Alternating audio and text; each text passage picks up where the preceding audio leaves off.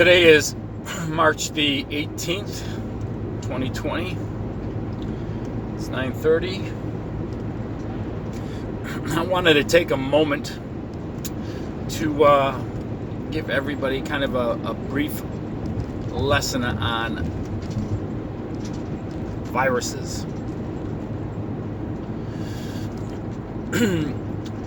Viruses fall into classifications like every other living organism on the planet. So there's all kinds of families of viruses. There are viruses that affect animals. There are viruses that affect plants. Viruses are not generally considered living things in the sense that they don't quite fit the definition because they can't self-replicate without a host cell. Meaning they're like parasites, but parasites can still reproduce on their own. They just have a host to feed off of. And viruses are like intercellular parasites where they hijack a cell's reproductive capabilities to reproduce itself because it can't reproduce itself without a host cell on a cellular level. There's all kinds of viruses. I'm not going to get into all of them and all the names of them, but in particular, what we're seeing the world go crazy over now is a coronavirus. And coronaviruses are very common. It's not like they're unknown to science. It's known to science. There's all kinds of them, and they're typically mammalian. They typically infect mammals, and most of the time they're harmless on these, on the mammals. Every animal tends to have its own type of microbiome, so to speak, made up of various fungus and bacteria and viral agents that are kind of unique to their own species. I mean, we have it too. If somebody swabbed your throat, you will find that you have streptococcus bacteria in your throat. You will find out that you have staphylococcus bacteria all over your skin. Or it's all over you, and it has a purpose. These things have a purpose, particularly in the realm with bacteria, is there are so many of them, they protect you from getting infected by more lethal forms, if that makes any sense. You try to look at yourself as an environment, like a woodland. And there's various niches for every animal in the woodland. And it's the same thing with your body. A real easy example of this is if they put you on a strong course of antibiotics to get rid of anything, you kill all your normal bacteria, and it opens up the playing field. You get rid of the bacteria, and all of a sudden now, typically what happens, you end up with a Candida albicans infection, which is a fungus that is normally in your throat and on your body. And because the bacteria are gone, the fungus expands exponentially, and you get sick because of it. So all these microorganisms in your body have a reason and a purpose. Viruses, it's hard to say, but plants get infected with viruses too that are species-specific, family-specific. You generally are not going to get sick from a virus that infects reptiles. And one of the reasons viruses are so dangerous is because they mutate so easily and so quickly. Let's just, for an example, take the flu. There's a human flu, there's a canine flu, there's a bird flu, there's a swine flu. Most mammals have flu viruses that are unique to that family group. So let's just take a bird flu.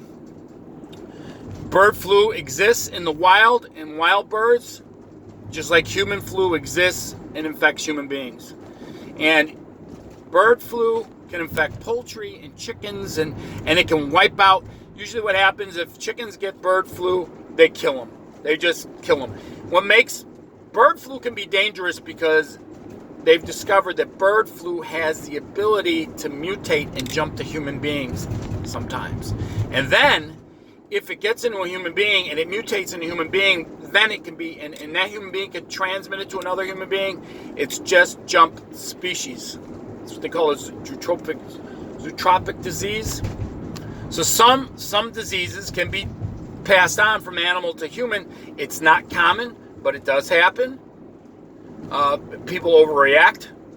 I'll give you another example. Bats. Bats have an extremely high viral load. Nobody knows why that is, but they have an incredible immune system. They have an amazing immune system because they have such a viral load. And there's a reason for that. I really don't know all the aspects of it, but there's a reason for that. There's a reason for all these things in some aspects. Just some things get out of control. So how a virus works, and I think I mentioned this before in another video, it looks like a little lunar capsule with little spider legs on it. It's got this little, usually a hexagonal or octagonal little capsule on top of it. Looks like a Doppler radar dome, more or less.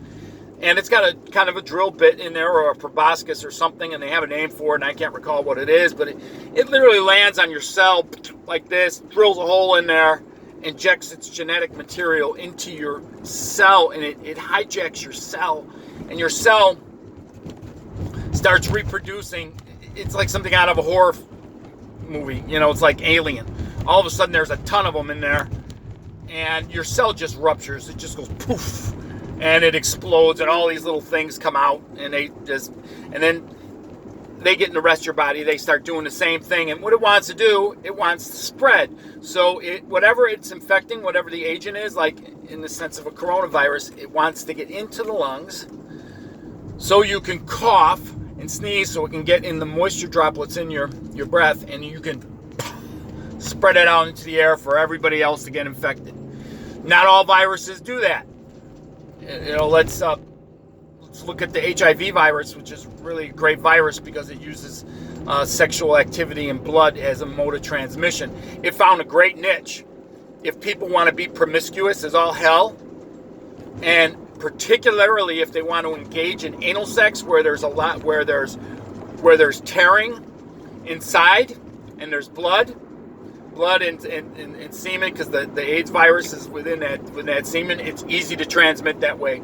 So if it can find a niche, and that's why the AIDS virus was so good at just infecting the homosexual community back in the early 80s when it first showed up.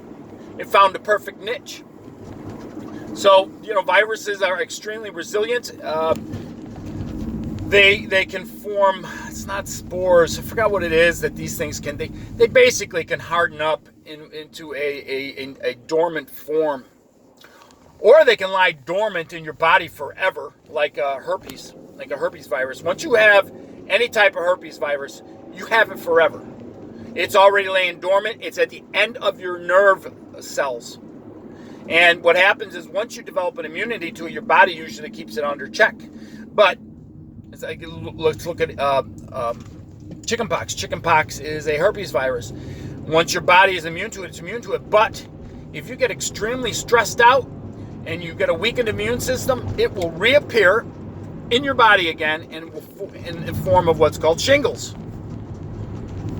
It reoccurs like that because it's still in there. So like the herpes viruses, whether it's genital herpes or cold sore herpes, it stays at those nerve endings. It's deep inside your skin and your cells. It's always there. Not all viruses are like that. Your body builds up antibodies and it always protects you. But like an example with the flu. The flu mutates so often that your body doesn't always recognize the next strain. So you don't know it, but let's say I'm 55 years old, and let's say I had the flu every year for 55 years. I'm basically immune to 55 different types of flu strains. But the flu always mutates, and you're getting reinfected by a new strain of the same variety. It's just mutated where your body doesn't recognize it. What could the mutation be? It's as something is different as the chain of proteins on its the molecular proteins on its on its protein coat of the virus, if that makes sense. Just the protein changing on the capsule of the virus is enough to elicit an immune response and catch the flu. That's all it takes. So there is no such thing as a cure for a viral disease. It doesn't exist. There's no medication you can take to get rid of it. You have to ride it through. There's preventatives in the sense of inoculations and vaccines if they can grow it in a lab, generally a chicken egg. They haven't been able to do this with an AIDS. That's why there's no AIDS vaccine. They've never been able to develop a vaccine for AIDS because it is notoriously hard to grow outside of a host cell. Some viruses are like that. It just depends on the species or the variety of virus. That's why they never came up with a cure for the common cold. You cannot get it to grow inside a chicken egg. This stuff might change with genetic engineering. This stuff might change because they might start altering genes in eggs to mimic human beings, which is very dangerous because all of a sudden now you are going to allow the transmission of animal diseases that once never jumped species to jump species. That is the danger of genetic engineering. And it's an unforeseen thing that you don't think about, where they're trying to improve life and change life for human beings, by getting rid of certain diseases. But in order to do it, it's like this. Let's genetically engineer pigs to produce organs for human beings by making the pigs produce human proteins, hence making it like if you need a liver transplant, they take your genes, they put your genes into a modified embryo of a pig, and this pig grows up with your genes in it, okay? And all of a sudden now you can get a liver transplant from that pig. But what you're doing also is you are allowing the microbes that can exist on a pig have the possibility to infect human beings too. That's the danger of genetic engineering. The real danger of genetic engineering is not genetically modified foods. It's more about genetically modified animals and human beings, so there be disease transmission. So I don't know if any of this makes sense to you, but once again, there is no, the best way to avoid getting a viral disease is to keep your hands clean and practice good hygiene and avoid sick people. It's really the only thing you can do. And remember, there were times when plagues just went through humanity, and they weren't always bacterial like the bubonic plague. The smallpox was a horrible, horrible disease, and it was caused by a viral agent. So just keep that in mind.